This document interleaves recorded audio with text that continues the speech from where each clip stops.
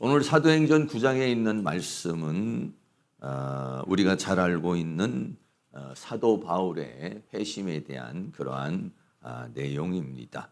사도 바울은 어떤 사람입니까? 복음을 온 세계에 전해서 모든 사람에게, 온 세상에 하나님의 말씀을 전한 복음의 씨를 뿌린 사람이 바로 사도 바울이고요. 성경을 13권을 써서 기독교의 진리와 그리고 교리를, 체계를 세운 사람이 바로 사도 바울인 것입니다. 그래서 이 사도 바울은 전무후무하게 하나님 앞에 쓰임을 받은 그런 사람인데, 바로 그런 사람이 회심을 하게 되는 그런 내용이 오늘 본문에 있는 내용의 말씀인 것입니다. 사도 바울이 오늘 이제 그동안의 삶을 살아왔던 모든 삶 속에서 새로운 전기를 맞게 되는 사도 바울의 새로운 인생의 역사가 오늘 예수 그리스도를 만남으로 이루어지게 되는 모습을 보게 되죠. 우리도 역시 마찬가지죠. 우리도 인생의 삶도 예수 그리스도를 만나기 전과 예수 그리스도를 만난 후 이 삶은 완전히 다른 인생이 되어지는 것이죠. 삶의 목표도 달라지고 목적도 달라지고 의미도 달라지고 가치도 달라지고 사람은 똑같고 환경은 똑같지만 그러나 모든 것이 변하게 되는 것이 바로 예수 그리스도를 만남으로 이루어지게 되는 것인데, 바로 오늘 본문은 사도 바울이 예수 그리스도를 만나게 되는 그러한 장면인 것입니다. 첫 번째로 사도 바울은 위협과 살기가 아주 등등하였다라고 그렇게 말씀하고 있습니다. 사도행전 9장 1절 말씀에 사울이 주의 제자들을 대하여 여전히 위협과 살기가 등등하여 대제사장에게 가서라고 그렇게 말씀하고 있습니다. 사울이 주의 제자들을 대하여 여전히라고 하는 것은 앞의 내용을 설명을 해주고 있습니다. 예루살렘의 오순절에 성령의 역사가 충만하게 일어남으로 인해서 많은 사람들이 하나님 앞에 돌아오고 예수 그리스도를 믿게 되는 그런 은혜의 역사가 일어나게 되었습니다. 너무 많은 사람들이, 믿음의 사람들이 생기게 되니까 사도들만 가지고서는요, 교회를 지탱해 나가고 교회를 이끌어 나가기가 어려워서 7 집사님을 세웠습니다. 7 집사님을 세우니까 그분들을 통해서 교회가 더 활성화가 되어서 더 크게 부흥하는 그런 역사가 일어나게 되고, 그 7 집사님들도 나가서 복음을 전하고 하나님 나라를 위해서 헌신하게 되는 그런 모습이 이루어지게 됐어요. 그런데 그러와 동시에 예루살렘에 큰 핍박이 일어나게 됐습니다. 유대인들이 들고 일어나고 믿지 않는 사람들이 들고 일어나서 예루살렘에 엄청난 핍박이 일어나게 되었습니다. 스데반 집사님이 복음을 증거하다가 순교를 하게 되고요. 많은 사람들이 예루살렘에 도저히 견딜 수 없는 그러한 핍박이 일어나게 된 모습을 보게 되는 것이죠. 그래서 많은 사람들이 예루살렘에 있다가 각지로 흩어지게 되어지는 그런 상황이 이루어지게 되는데, 거기에 주동자적인 역할을 한 사람이 바로 이 사울, 변화가 된 바울이었던 것입니다. 이 사울이 예루살렘에 있는 성도들을 다 막 핍박을 하고 감옥에 데려가고 죽이는 일을 하다가 여전히라고 그랬어요. 그런 일을 계속해서 지금까지 쭉 해오면서 여전히 어떤 상황이냐, 위협과 살기가 아주 등등한 그런 모습으로 예수 믿는 사람을 만나기만 하면은 감옥에 집어넣는다든지 아니면은 죽이려고는 그런 마음을 갖고 있었다라고 그렇게 말하고 있습니다. 여기서 사울이 위협과 살기가 등등하다라고 하는 말을 조금 더 구체적으로 말하면, 이 위협이라는 말은 아페일레라는 그런 헬라어 단어인데, 이거는 협박을 하는 겁니다. 너 예수 믿으면 죽어. 너 만약에 예수 믿으면 유대교에서 축출당할 것이야. 너 예수 믿게 되면 내 인생은 끝나는 것이야. 너는 죽게 될 것이고 감옥에 가게 될 것이야. 라고 하는 그런 위협을 했다라고 했습니다. 또 살기가 있다. 그래서 살기라는 포노스라는 말은 살인이라는 말인데 죽이다에서 유래한 것입니다. 그러니까 위협하고 예수 믿는 사람은 다 잡아다가 감옥에 집어넣는다든지 예수 믿는 사람은 다 죽이려고 하는 살기가 등등하다 이랬어요. 이 등등하다라고 하는 엠프네오라는 단어인데 이 엠프네오라는 말은 막 입김을 들이쉬거나 내뿜는 거. 그러니까 다른 번역에서는 막 씩씩거리다 뭐 이런 식으로 번역을 해놨어요. 그러니까는 막 예수 믿는 사람을 하여간 만나기만 하면은 전부 다 막 감옥에 다 집어넣어버리고 그리고 다 죽이겠다라고 하는 그런 막 분노와 혈기와 살기와 이런 것들이 막 충천해가지고 막 있는 그런 모습, 이것이 바로 사도 바울의 그 모습이었던 것을 보게 되는 것이죠. 이런 모습은요, 우리가 그냥 보기에도 완전히 사탄에게 사로잡혀 있는 그런 모습인 것입니다. 그런데도요, 자기 자신은 그렇게 완전히 사탄에게 사로잡혀 가지고 사탄에게 종로로 타는데도 불구하고 본인은 어떻게 생각했냐? 이것이 하나님의 영광을 위한 일이고 자기의 분노는 정의고 자기의 분노는 진리고 자기의 분노는 정당하다라고 그렇게 생각을 하고 있는 것을 보게 되는 것이죠. 어떤 경우에는요, 그런 경우들이 우리에게서 늘 많이 있는 모습을 보게 되는 것입니다. 다른 사람이 볼 때는 막 사탄에게 사로잡혀 있고 다른 사람이 볼 때는 막 세상에 사로잡혀 있고 다른 사람이 볼 때는 막 그냥 육으로 사로잡혀 있는데 본인은 잘 모르는 경우가 있어요. 네. 사람 여러분들이 다 아침에 거울을 보고 온 사람도 있고 어떤 분은 뭐 거울을 안 보신 분도 있을 수도 있겠지만은요. 거울을 봐도요. 어떻게 보면은요. 우리가요. 얼굴을 자세하게 보지를 못합니다. 내 얼굴이 이렇게 됐나? 내가 이만큼 벌써 늙었나? 벌써 흰머리가 생겼나? 얼굴을요, 자세히 들여다볼 기회가요, 그렇게 많지 않습니다. 그리고요, 자기가 자기를 봐가지고, 거울로만 봐가지고는요, 자기의 어떤 육적인 상태나 정신적인 상태나 영적인 상태나 이런 것들을요, 이렇게 확인하기가요, 쉽지 않아요. 그런데 우리가 교회에 오면은 이제 다른 분들이, 아유, 집사님 요즘에 얼굴이 말랐네요. 아유, 얼굴이 좀 확 피셨네요. 이런 얘기를 하죠. 그럼, 그래요? 자기는 못 느끼는데 상대방이 느끼는 겁니다. 자기는 잘 모르겠는데 상대방이 아는 거예요. 내가요, 성령 충만하고 삶을 살고 있는지, 은혜 속에서 살고 있는지, 자기는 몰라도요, 상대방은요, 어느 정도 알게 돼 있어요. 이렇게. 왜? 얼굴에 나타나 있어요. 성령 충만하면요, 피부도 좋고, 눈이 초롱초롱하고, 그리고 얼굴이 벌써 웃음기가 있고, 뭔가 활기가 있어요. 그런데 악령 충만하거나, 세상 충만하거나, 욕심 충만하거나, 이러면은요, 눈이 벌써 좀 게스름칠해지고, 피부가 탄력이 없어요. 그리고 이 얼굴에는요, 웃음기가 있고, 미소가 있고, 생기가 있어야 되는데요, 그렇지 못한 상황이 있어요. 옆에 있는 분들을 한번 보시기 바랍니다. 활기가 있고 생기가 있는지, 성령 충만한지 악령 충만한지, 세상 충만한지 한번 보세요. 그리고 말은 못해도 상대방들이 다 느끼게 되는 것이죠. 사도 바울도 역시 마찬가지. 자기 자신은 지금 뭐 굉장히 막 하나님의 나라를 위해서 열심을 내고 있고 자기는 뭐 뭔가 굉장히 대단한 일을 하고 있는 것 같은데 성경은 뭐라고 말하냐? 여전히 위협과 살기가 등등하다. 살기가 있다는 거예요. 얼굴에 막 살기가 있어서 그냥 아주 막 도끼가 있다는 거예요. 그런 모습이에요.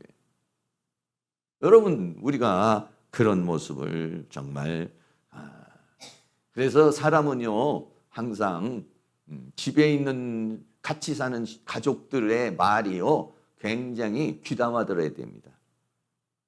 엄마 요즘 제정신 아닌 것 같아. 뭔 말? 이렇게 말하고 야, 너 좀 요즘 이상해. 이렇게 말하면은 굉장히 기분 나쁘게 들을 수 있어요. 그런데 그런 것들을 잘 들을 필요가 있다. 특별히 영적인 멘토의 말을 들을 수 있어야 돼요. 네. 요즘 영으로 좀 다운되어 있는 것 같습니다. 믿음이 좀 다운되는 것 같습니다. 근데 이런 말을 들을 줄 알아야 되는데 나도 여러분들에게 제대로 말을 못 해줘요. 왜? 그런 말 했다가 괜히 시험 들 수도 있으니까. 네. 잘 받아들여야 되는데 그 받아들일 수 있는 마음의 준비가 잘 안 돼 있는 경우가 너무 많아요. 여러분, 내가 여러분들에게 아주 마음 터놓고 제가 느끼는 감정대로 얘기할 수 있는 분이 여기에 몇 분이나 되겠어요? 잘못 말했다가 괜히 그냥 시험 들 수도 있고. 그러니까 조심스러운 거예요. 제가 우리가 여기 있는 저뿐만 아니라 여기 있는 분이 다 그런 거죠. 가족은요, 그런데 액면 그대로 얘기해버려요. 어떻게 보면 더 보태서 얘기할 수도 있어요. 그러니까 기분 나쁜 거죠. 가족끼리는 그렇게 말해요. 예의도 잘 안 갖추고 그냥 팍 내뱉으니까 기분 나쁜 거예요. 근데 우리끼리는 우리가 모르는 사람들이나 이렇게는 말하기가 어렵죠. 왜 이런 말을 했다 괜히 저 사람 시험 들거나 마음이 상하면 어떡할까. 그러니까 그거를요 감안해서 들어야 돼요. 감안해서. 반만 얘기하는 거예요. 지금요. 얘기할 때 좀 그러네요. 이게 아주 심각하다는 얘기예요. 그게. 왜냐하면 반만 얘기해야지 많이 얘기해봐요. 그러면 안 돼요. 살짝. 그러니까 잘 들어야 돼요. 잘 들어야 돼. 힌트를 누가 말을 하는 것을 잘 들어야 돼. 왜? 상대방이 다 말할 수는 없잖아요. 액면 그대로 말할 수 없잖아요. 느끼는 그대로 말할 수가 없거든요. 그래서 그거를 감안해서 들어야 돼요. 그냥 그 소리와 그 소리만 들으면 안 돼요. 또 특별히 남성들은 조금 직선적이지만 여성들은 또 간접적인 대화를 많이 하잖아요. 그러니까는 굉장히 잘 들어야 됩니다. 영적으로 잘 깨어서 있어야 되는 것이죠. 왜? 사람은요, 그거를 소리를 듣고 자기를 고칠 줄 알아야 돼요. 사도 바울은요, 지금 어땠습니까? 살기가 충천하고, 이업이 충천하고, 이런 상황에서 완전히 사탄에게 사로잡혀 있는 상황이죠. 그런데 자기는 하나님께 영광을 돌린다라고 생각하고 있었다는 것이죠. 얼마나 무서운 것입니까? 사람이 인생을 살아가면서요, 미혹되어 살아가는 것과 이렇게 자기를 모르고 살아가는 삶이 가장 안타까운 그런 삶이라고 말할 수가 있게 되는 것입니다. 이런 삶은요, 스데반 집사님을 죽일 때에도 거기에 모인 사람들도 그런 형태예요. 사도행전 7장 54절 56절 말씀에 저희가 이 말을 듣고, 이 말은 뭐냐면 스데반 집사의 설교예요. 마음에 찔려 저를 향하여 어떻게 해요? 이를 갈았다. 여러분, 성령 충만하고 은혜 충만한데 이를 갈겠습니까? 목사님 은혜 받아가지고 이가 갈려요. 은혜가 되는데 이가 갈리는 법이 있어요? 사단이 역사를 하고 분노가 오고 살기가 오고 억울함이 오고 이럴 때에요, 이를 가는 거예요. 이들의 모습은 완전히 사단에게 사로잡히는, 이를 갈았다. 말씀을 듣는데 이를 갈았다. 얼마나 끓어오는 분노가 막 올라오겠어요. 그리고 막 큰 소리를 질렀다. 그리고 그냥 도저히 스데반 집사의 말을 못 들어 귀를 막아버렸다. 그리고는 돌멩이를 들어서 쳐서 스데반을 죽였다. 이게요, 완전히요, 마귀의 모습이고 사탄의 모습이죠. 근데 본인들은 그렇게 생각을 했나요? 아니에요. 이게 정의를 이루는 것이고 진리를 이루는 것이고 하나님을 위한 것이고 하나님의 영광을 위한 것이라고 생각을 했다. 얼마나 착각 속에 사는, 완전히 사탄에게 사로잡힌 사가 완전히 하나님께 사로잡힌 사람이라고 착각하며 인생을 살아가고 있다는 거예요. 이런 것들을 우리는요, 정말 조심해야 되는 것이죠. 그러니까 누군가가 가족이 집에서 누가 엄마 이래, 내가 얘야 그렇다, 이런 말을 들었을 때요, 조심해서 잘 들으셔야 돼요. 왜? 특별히 누군가의 멘토가 없는 사람들은요, 그런 말을 잘 들을 필요가 있어요. 누군가의 권면을 들을 수 있는, 누군가의 말을, 그 말을 듣고 섭섭한 마음이 생기고 어떻게 나한테 그런 말을 할 수가 있어? 왜 나에게 그런 얘기를 하는 거야? 너나 잘하세요. 이렇게 하면은요 발전이 없어요. 발전이 없어요. 네. 저도요 우리 집에서 유일하게 저한테 질타를 하실 수 있는 분이 우리 사모님이에요. 나를 제일 무시할 수 있는 사람이 사모님. 나하고 제일 트러블 날 수 있는 사람도 사모님이에요. 제가 여러분들에게 화를 낸 적이 있겠습니까? 여러분들이 화가 난다고 해도 뭐 화를 내겠습니까? 근데 사모님하고는 이게 그런 상황이 생기죠. 아주 직선적으로 얘기를 해주니까 마음이 상할 때가 있어요, 사실은. 근데 가만히 감정을 가라앉히고 왜 저런 말을 했을까라는 생각을 잘 곱씹어서 생각할 때가 많이 있어요. 옛날에는 그냥 무시해버리고 화가 나니까 감정이 생겨버리니까 화가 나니까 그 감정으로 해서 무시해버리는데 감정 빼고 객관적으로 자기를 돌아볼 수 있어야 된다. 그런 은혜가 있기를 주의 이름으로 축원합니다. 상대방을요 잘 들으셔야 돼요. 성경에 보면요 가인의 분노와 살인이 있죠. 가인과 아벨이 하나님 앞에 제사를 드렸는데 가인의 제물을 받지를 않으니까 가인이 화가 났어요. 창세기 4장 5절과 8절에 보면 가인과 그 제물은 연락지 아니한지라 가인이 심히 분하여 안색이 변하니 가인이 그 아우 아벨에게 고하니라 그 후 그들이 들에 있을 때 가인이 그 아우 아벨을 쳐 죽이니라. 하나님께서 뭐라고 말씀하셨냐면 가인에게 너 왜 그렇게 안색이 변하고 분노하느냐. 죄의 소원은 너에게 있지만 너는 그 죄를 다스려라 라고 말했어요. 그러나 가인은 돌이킬 수 못했어요. 지금 자기 모습이 막 분노가 내서 얼굴이 막 시뻘개져가지고 막 그냥 끌어오는 분노가 살기가 막 올라오는 그거를요 하나님이 지적을 해줬는데요. 그거를요 가인이 돌이키질 못했어요. 그 분노를 그대로 가지고 있다가 동생을 돌멩이로 쳐서 죽였다라고 그렇게 말하고 있습니다. 한 가지만 더 말하면 사탄에게 잡힌 가룟 유다입니다. 요한복음 13장 2절에 보면은 마귀가 벌써 시몬의 아들 가룟 유다의 마음에 예수를 팔려는 생각을 넣었다라고 그렇게 말합니다. 그러나 가룟 유다 이렇게 봤을 때는 멀쩡한 거예요. 우리들도 다 그래요.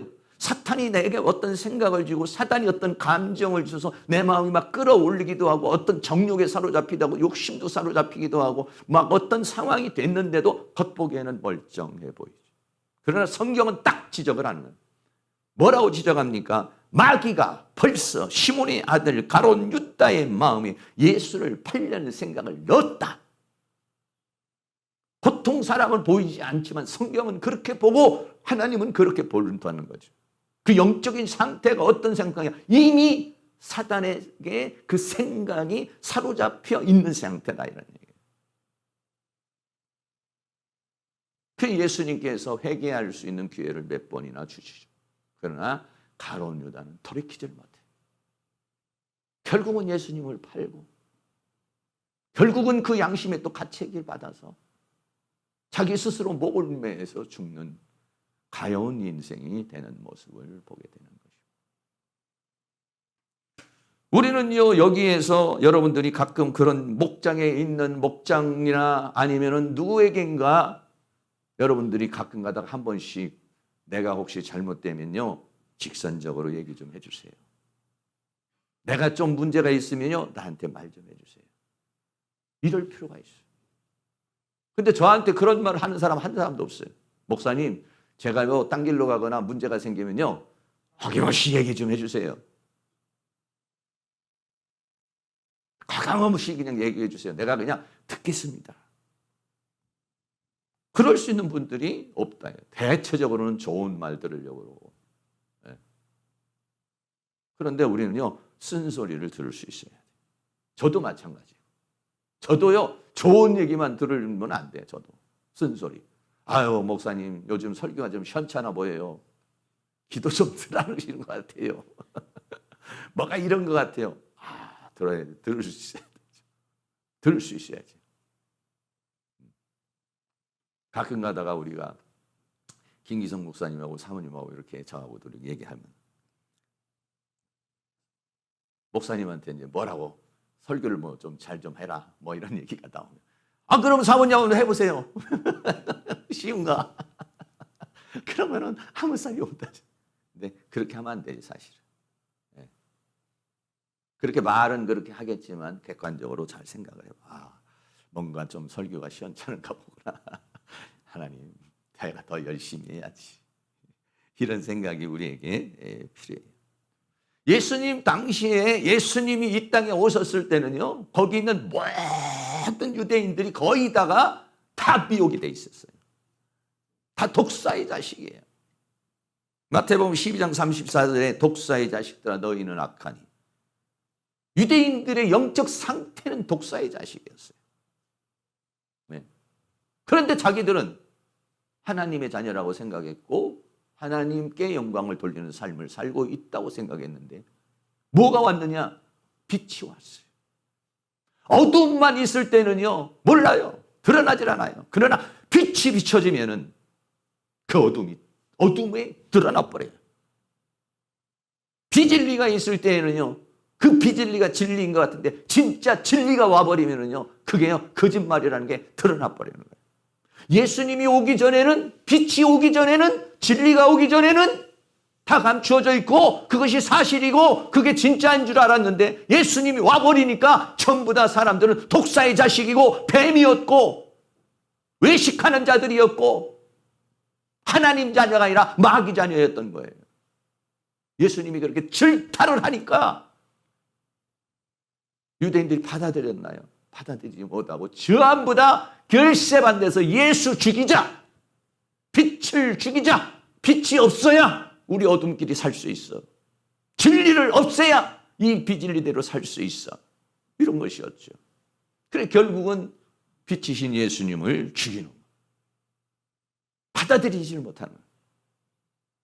이게 굉장히 힘든 그런 상황이었던 것입니다. 사도 바울은요, 사울은요 그렇게 막 혈기가 위협과 혈기가 등등에 씩씩거리면서 막 그러고 오면서 어떻게 했냐? 사도행전 9장 2절에 다메섹 여러 회당에 갈 공문을 청하니 이는 만일 그 돌을 쫓는 사람을 만나면 물은 남녀하고 결박하여 예루살렘으로 잡아오려 함이라. 유대인들이 그 핍박을 피해서 어디로 갔냐면 다메섹이라고 하는 곳으로 갔어요. 그러니까 사도 바울이 그거를 듣고 다메섹에 예수 믿는 사람들이 많다더라. 그래서 바울이 다메섹에까지 쫓아가서 다 죽이겠다. 그래서 대제사장에 가가지고 다메섹 여러 회당에 갈 공문을 좀 만들어 주세요. 내가 가서 예수 믿는 사람을 싹 쓸어버리겠습니다. 아주 유혹과 살기가요 등등해서 물론 남녀하고 만나는 대로 다 죽이겠다. 이런 거예요. 만일 그 돌을 쫓는 사람, 그 예수 믿는 사람을 만나면 물론 남녀하고 남자든지 여자든지 뭐 나이가 많든지 적든지 다 결박해서 예루살렘에 잡아와서 종교 재판해서 다 죽이겠다 이런 얘기죠. 얼마나 이 사도 바울이 격분돼 있고 얼마나 사탄에게 사로잡혀 있는지를 우리가 알 수 있는 그런 부분이죠. 이 다메섹이라고 하는 것은요, 지도를 조금 이렇게, 이 지도가 뭐냐면 네이버에서 치면은 나오는 그런 지도인데 예루살렘이 어디냐면 밑에 이 예루살렘에서 어디까지 가냐면 이 다마스커스, 다메섹이라고 그러는데 지금은 다마스커스, 이 다마스커스라고 하는 데는 어디냐면 지금의 시리아 땅의 수도예요. 지금 실제적으로 시리아라고 하는 나라의 수도가 뭐냐면 다마스커스라고 하는 그런 곳이에요. 그래서 이게 내비를 쳐서 가면은 어느 정도 가냐면 284km 정도 되는 거예요. 네. 여기로 간 거죠. 다른 나라에 가 있는 거예요, 지금요. 시리아라고, 다메섹이라는 것은 시리아라고 하는 다른 나라에 가가지고 있는데, 여기는 지금 이스라엘하고 가깝기 때문에 이쪽이 시리아라고 많은 유대인들이 거기에 가서 과거서부터 거기서 유대인들이 살고 있는 곳이 바로 그곳인데, 예루살렘에 핍박이 심하니까 사람들이 그쪽으로 가가지고 있었던 거죠. 이 거리는요, 우리 인천에서부터 시작을 해서 저기 대구 이상 되는 거죠. 대구까지가 한 240km 되니까 그 이상 되는 거리에 여기를 이 사도 바울이 말을 타고 지금 결사대를 탁 만들어서 체포조를 만들어 가지고 지금 가서 거기에 있는 사람을 싹 예수 믿는 사람을 다 잡아 가지고 예루살렘에 끌고 와 가지고 죽이려고 지금 이제 가는 것이죠. 그래서요, 두 번째로는요, 빛으로 찾아오신 예수님이십니다. 그래서 그 다메섹을 향해서 갔습니다. 사도행전 9장 3절에 사울이 행하여 다메섹에 가까이 갔는데, 다메섹이라는 이 다마스커스라고 하는 그 지역의 수도에 이제 입문해서 들어가는데, 호련히 하늘로부터 빛이 쫙 비춰졌어요. 그런 마음을 가지고 예수 믿는 사람들 싹 쓸어서 잡아가지고 예루살렘에 끌고 와서 다 감옥에 가두더니 죽이려고 아주 예수 믿는 사람을 다 말살해버리고 교회를 완전히 그냥 진멸시키려고 그러는 그런 마음을 가지고 있었던 것이지. 그런데 갑자기 하늘로부터 빛이 쫙 비치니까 어떻게 했습니까? 말에서 그냥 뚝 떨어져 버리고 말했어. 그림을 하나 보여드리면 이런 그림입니다. 전부 다 군사들과 함께 그 체포조들이 쫙 가다가요, 그러다가요 하늘로부터 빛이 내려가지고요 그대로 땅바닥에 쓰러져 버리는 그런 모습을 보게 되는 것이죠. 정말 이 빛은 어떤 빛입니까? 태양빛이 아니었습니다. 태양빛은요 이 세상에 있는 비진리를 드러낼 수가 없습니다. 태양빛은요 이 세상에 있는 사탄의 세계를 드러낼 수가 없습니다. 그런데 어떤 빛이냐면 하늘의 빛. 이 빛은 어떤 빛이냐면요 창조의 빛입니다. 태초에 하나님이 천지를 창조하실 때에 상황이 어떤 상황이냐? 땅이 혼돈하고 공허하며 흑암의 깊은 가운데 있다고 그랬습니다.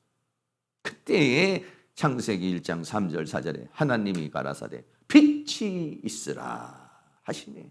빛이 있었고 그 빛이 하나님 보시기에 좋았더라. 하나님이 빛과 어두움을 나누셨다라고 그렇게 말씀합니다. 이 빛은 어떤 빛이냐면 혼돈, 공허, 흑암의 세계를 가르는, 그 어둠을 가르는 그런 빛이 어떤 빛이냐면 창세기의 빛이고 오늘 사도 바울에게 임한 빛이 바로 그런 빛이었던 것입니다. 그것을요 요한복음 1장 4절 9절에서는 이렇게 말하고 있습니다. 예수님이 이 땅에 오셔서 복음을 전하는 것이 뭐냐면 예수님이 빛을 발하는 것으로 표현을 했어요. 그 안에 생명이 있었으니 생명은 사람들의 빛이라. 참빛 곧 세상에 와서 각 사람에게 비추는 빛이 있었나니 라고 그랬어요. 그런데요 어둠에 있었던 사람들이 이 빛을 보고 빛을 받아들이는 사람은 빛의 자녀가 되지만은 빛을 받아들이지 못하는 사람은 그대로 어둠 속에 있는 거예요. 여기 우리 계신 모든 분들은 바로 이 빛을 받아들인 것입니다. 그래서 우리가 뭐가 됐어요? 빛의 자녀가 된 것이죠. 그래서 예수님은 이 땅에 세상에 빛으로 오셨습니다. 요한복음 8장 12절에 예수께서 또 일러 가라사대 나는 세상의 빛이니 나를 따르는 자는 어둠에 다니지 아니하고 세상의 빛을 얻으리라. 예수님은 세상을 비추는 빛이고 이 어둠은 뭐냐면 사탄의 세계, 세상을 가리켜서 말하고 있는 것입니다. 영적으로 그 당시에 있는 사람은 전부 다 이 어둠에 갇혀서 살고 있었던 것입니다. 사탄의 지배 아래 살고 있었던 것이죠. 그때 예수님이 이 세상에 오셔서 빛으로 이 세상에 오셔서 그 어둠을 다 비춰주시는 것입니다. 그 드러나는 거죠. 다 사탄의 세계가 들어와, 귀신의 세계가 드러나, 질병의 세계가 드러나, 어둠의 세계가 드러나.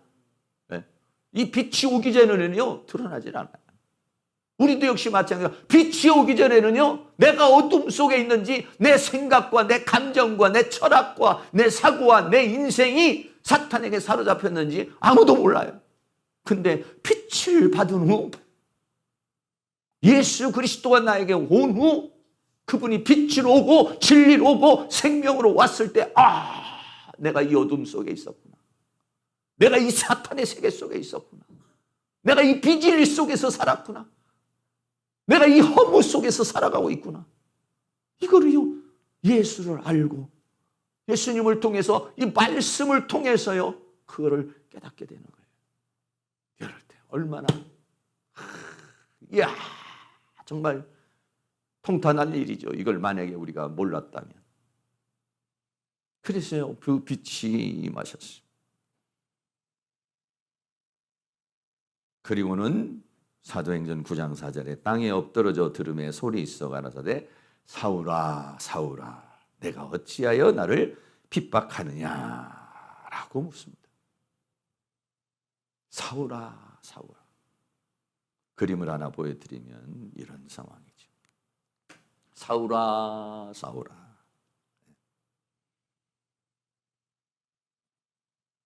내 이름 아시죠? 내 모든 생각도. 여러분, 주님은 우리의 이름을 아십니다. 계명을 해도 압니다. 사울아 사울아. 네. 그렇게 주님이 찾아오시는 모습을 보게 되는 것입니다. 두 번 부르는 거는요, 다정하게 부르는 거예요. 네, 다정하게. 길보배야 이렇게 하는 것하고 보배야 하는 거하고 달라. 두 번 부르는 거하고 달라요. 네, 두 번 부르는 것은요, 혼내끼려고 지금 두 번 부르는 것이 아니라 다정하게 사울아 사울아. 그 쌀기가 중천해서 예수 믿는 사람을 다 죽이려고 그냥 막 말을 타고, 그냥 이때가 30대니까요. 얼마나 혈기가 방장한 때가 있습니까? 그 사울에게 사울아 사울아 왜 그렇게 살고 있느냐, 뭐 그런 의미죠. 깜짝 놀라서 사울아 사울아고 부르니까 깜짝 놀라십니다. 이런 것처럼요, 사울을 부르신 주님께서 우리도 다 우리를 찾아오신 주님이시죠. 불교는 이 세상에 살다가 이 세상에 있는 모든 미련을 끊고 절에 들어가서 부처를 찾으러 들어가는 거예요. 신을 찾으러 들어가는 거예요. 그러나 기독교는 하나님이 나를 찾아오시는 겁니다.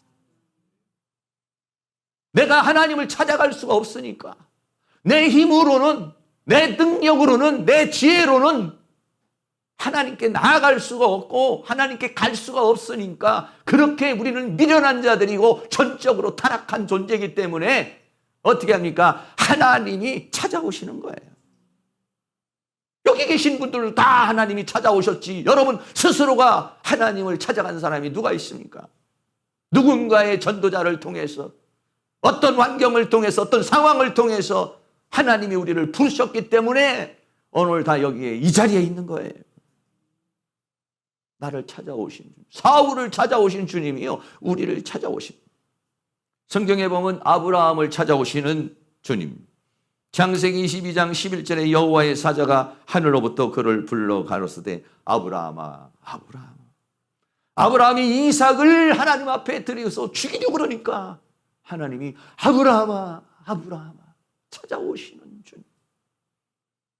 또 출애굽기 3장 4절에서는 모세를 찾아오십니다.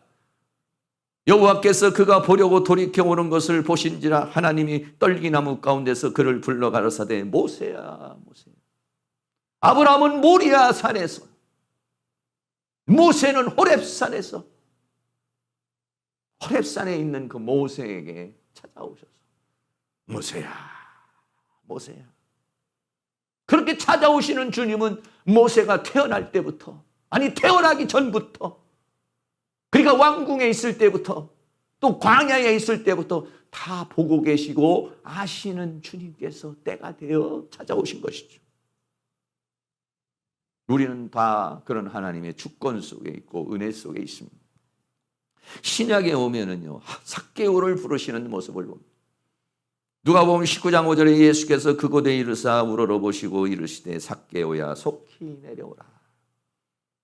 예수님이 오신다는 소문을 듣고 삭개오가 예수님을 보려는데 키가 작고 사람이 많으니까 뽕나무에 올라가서 예수님을 보려는, 그 예수님을 보려는 그 마음에는 자신의 인생에 지금까지 세리로 살아온 그 인생들, 많은 세리들이 예수 믿고 구원받고 예수님께 돌아갔다는 그것을 이 삭개오가 들었던 거죠. 그래가지고 자기도 한번 예수를 만나고 싶은 마음에 올라갔더니 예수님이 오셔서 어떻게 했습니까? 처음 삭개오를 만났는데 삭개오야 속히 내려오라. 아시는 거죠. 다 알아요. 이렇게 다가오셔서 역사가 이루어지게 되는 것입니다. 오늘 우리는 다 그런 역사가 있어요. 저도요, 저를 찾아오신 예수님. 근데 뭐 예수님께서 저는 뭐 환상 중에 온다든지 이런 건 아니고, 제가 늘 말씀드리지만 그 최영길 선교사를 통해서 저에게 다가왔어요. 망원동 다방에서. 뭐 거창한 데도 아니고 다방에서 차 한잔하자고 그래서 차 한잔하러 갔는데 얘기를 하는데요, 그때부터 하나님이 나를 사로잡아 버렸어요. 그때부터는 내 정신이 아니에요. 어떻게 내가 신학을 하고 어떻게 내가 믿음의 삶을 살았는지 나도 모르겠어요. 어떻게 보면 완전히 홀려서 그 빨아들이는 강렬한 힘이, 그 전능자의 힘이, 그 하나님의 힘이 저를 확 사로잡아 버렸을 때는요, 어떻게 되는 건지 몰라요. 그래서 오늘날까지, 그때부터 지금까지 이렇게 오며 또 오는 동안에서도 주님이 저를 찾아오시는 순간순간이 많이 있었죠. 다양한 모습으로. 한 번만 찾아오시고 마나요? 아니죠. 늘 주님이 함께 하시지만은 또 가끔 가다가 한 번씩 주님이 나에게 다가오셔서 아무개야 아무개야, 그렇게 음성으로도 말씀하시고 또는 다양한 형태로 우리에게 다가오시고 있는 것입니다. 내가 어찌하여 나를 핍박하느냐? 사도행전 9장 4절, 내가 어찌하여 나를 핍박하느냐? 나는 너를 위하여 십자가에 못 박혀 죽었고, 나는 너를 위하여 희생했고, 나는 너를 구원하기를 원하는데 어찌하여 너는 나를 핍박하느냐?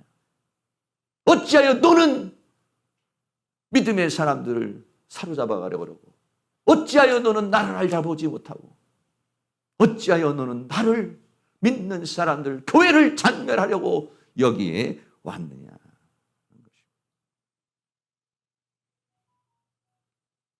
마태복음 25장 40절에 임금이 대답하여 가라사대 내가 진실로 너희에게로니 너희가 여기 내 형제 중에 지극히 작은 자 하나에게 한 것이 본대에게 한 것이니라. 예수 믿는 사람을 핍박하는 것은 예수님을 핍박하는 거였어요. 교회를 핍박하는 것은 교회의 주인이신 머리이신 예수님을 핍박하는 것이었어요. 그러니까 예수님이 교회를 위하여 헌신한 사람들은 나에게 한 것이다. 믿음의 사람에게, 내 형제에게 한 것은 나에게 한 것이다. 라고 그렇게 말씀하고 있는 것이죠.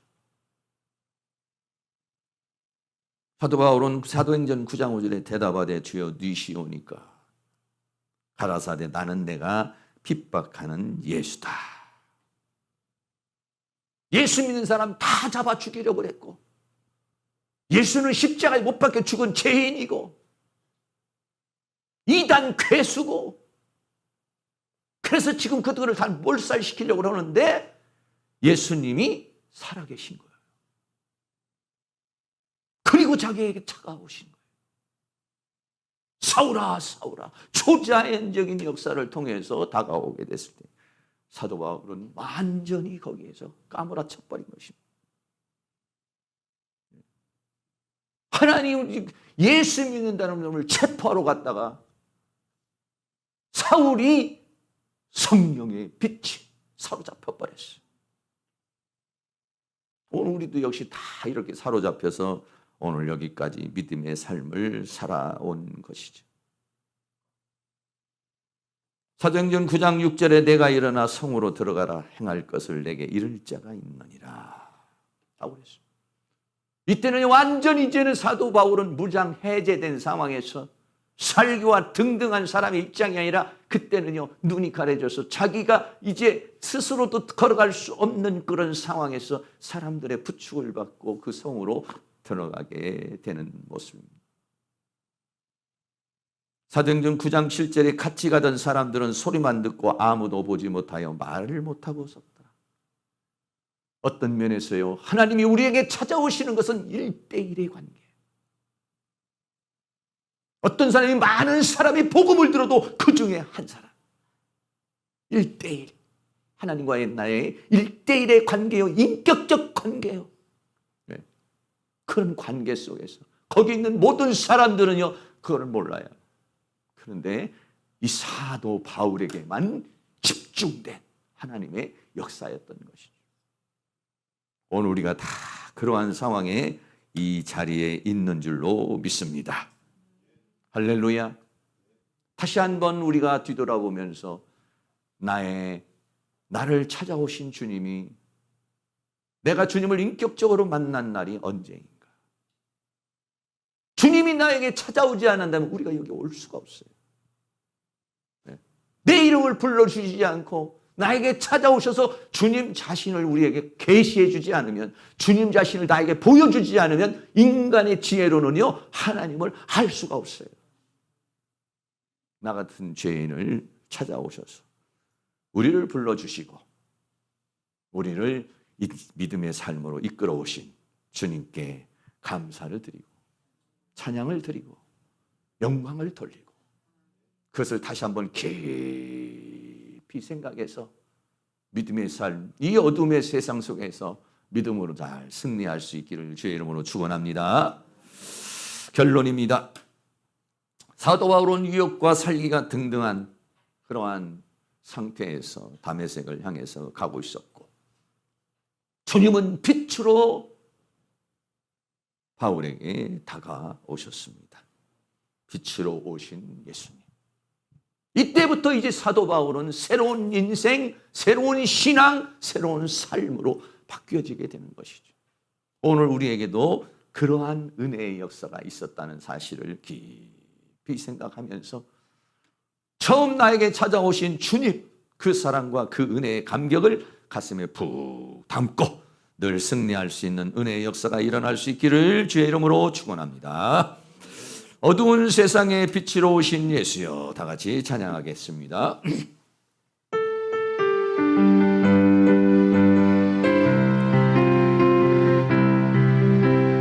어두운 세상에 빛으로 오신 예수여, 어두운 세상을 밝히러 오신 예수여, 나의 어두운 맘속에 들어오셔서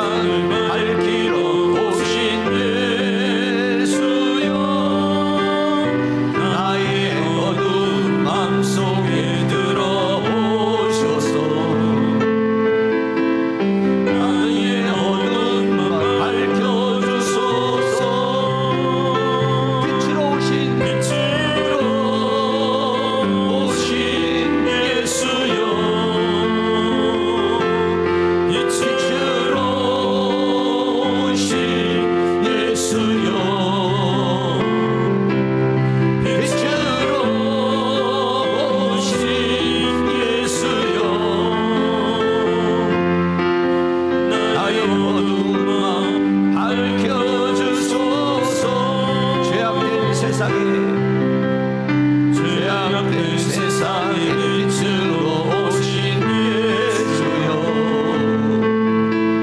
죄악된 세상을 밝히러 오신 예수여 나의 더러운 마음속에 들어오셔서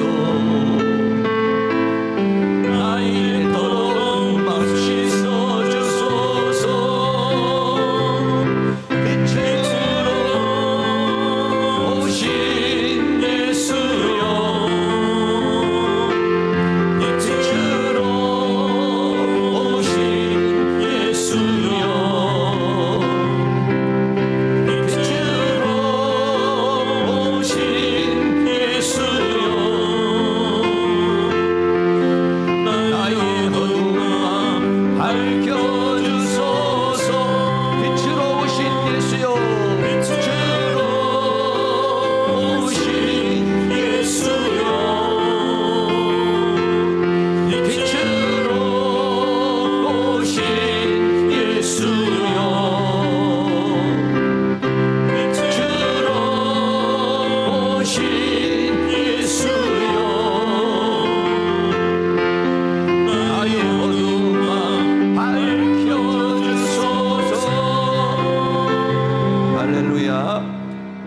다같이 우리 동성으로 한번 기도하겠습니다. 어두운 가운데 있는 우리에게 빛으로 다가오셔서 우리를 불러주시고 믿음으로 은혜로 살아갈 수 있도록 우리에게 은혜를 주셨습니다. 그럼에도 불구하고 우리가 이제 빛을 받아서 빛의 자녀로서 빛을 비추는 세상에 빛이 되어야 될, 아직도 우리가 어둠 가운데 있는 부분이 많이 있습니다. 하나님의 은혜 속에서 그 은혜를 받아서 이제는 우리들도 세상에 빛이 될 수 있도록 성령께서 우리를 도우시고 인도해 주시고 함께 해달라고 다같이 동성으로 기도합니다. 할렐루야. 거룩하시고 사랑이 많으신 우리 아버지 하나님, 오늘도 우리 하나님께서 우리에게 은혜와 사랑 가운데 인도하여 주시고 붙들어 주심을 감사합니다. 어두운 세상에서 헤매고 있는 우리들이었습니다. 사도 바울과 같이 아버지 하나님이여 살기가 힘들어하여서 아버지 하나님여 위협하고 들들어가요 그러한 세상에 우리는 살아가고 있습니다. 자기 생각 속에 자기 관념 속에서 아버지 사탄의 사로잡 잡혀서 어둠에 사로잡혀서 살아가는 우리들에게 빛으로 다가오셔서 우리를 이 어두운 속에서 건져내 주셨습니다. 우리를 저 사단의 세계 속에서 건져내 주셨습니다. 우리를 저 죄악 속에서 건져내 주셔서 우리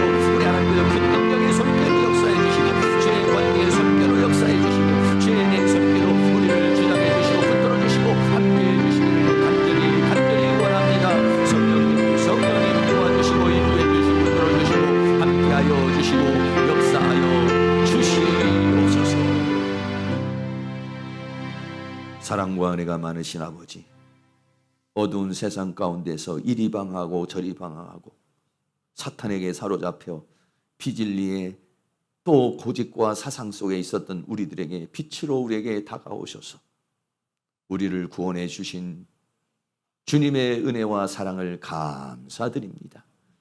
주님이 우리에게 찾아오시지 않았다면 우리는 아직도 이 어둠에 헤매고 있을 것이고 사탄의 종으로, 죄악의 종으로, 세상의 종으로 살았을 것인데, 주님이 우리에게 찾아오셔서 내 이름을 불러주시고 내 손을 잡아주시고 나에게 은혜를 주셔서 우리가 예수 그리스도를 알게 하고 진리를 알게 하고 빛을 알게 하고 천국을 알게 하고 하나님의 은혜를 알게 되어 예수 그리스도를 나의 구주로 영접하고 믿음의 삶을 살아올 수 있는 은혜를 주신 것을 감사드립니다.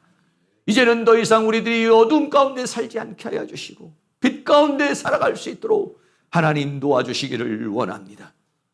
생명의 빛을 받았고 진리의 빛을 받았고 하늘의 빛을 받았는데도 아직도 내 안에 어둠이 있습니다. 세상의 어둠이 나를 붙잡고 있습니다. 죄악의 어둠이 나를 붙잡고 있습니다. 사단의 어둠이 나를 붙잡고 있습니다. 하나님 아버지, 이 모든 어둠을 드러내 주시옵소서. 그리고 잘라내 주시옵소서. 물리쳐 주시옵소서. 제거해 주시옵소서. 쫓아내 주시옵소서. 내 안에 있는 모든 어둠이 사라지게 하여 주시옵소서. 내 생각과 감정과 내 영에 있는 모든 어둠이 예수의 이름으로 떠나가게 하여 주시옵시고 오직 생명의 빛으로만 우리를 충만하게 채워 주시옵소서. 그리고 우리의 삶은 빛의 열매를 맺는 삶을 살게 하여 주시옵시고 너희는 세상의 빛이라고 그랬으니 주님이 우리에게 다가오셔서 우리를 어둠에서 건져주신 것처럼 저 어둠 가운데 있는 자들에게 생명의 빛을 비추는 빛의 사자가 되게 하여 주시옵소서. 주여, 우리를 빛의 사자로 사용하여 주시옵소서. 주여, 이 교회를 빛의 교회로 사용하여 주셔서 이 지역의 어둠 가운데 있는 영혼들, 죄악 가운데 있는 영혼들, 저 사단에게 사로잡힌 영혼들을 구원하는 구원의 방주가 되게 하여 주시옵시고 빛의 제단이 되어줄 수 있도록 은혜를 베풀어 주시옵소서. 예수 그리스도의 이름으로 기도하옵나이다. 아멘. 우리 다 같이 일어나셔서 찬송가 82장 드리겠습니다.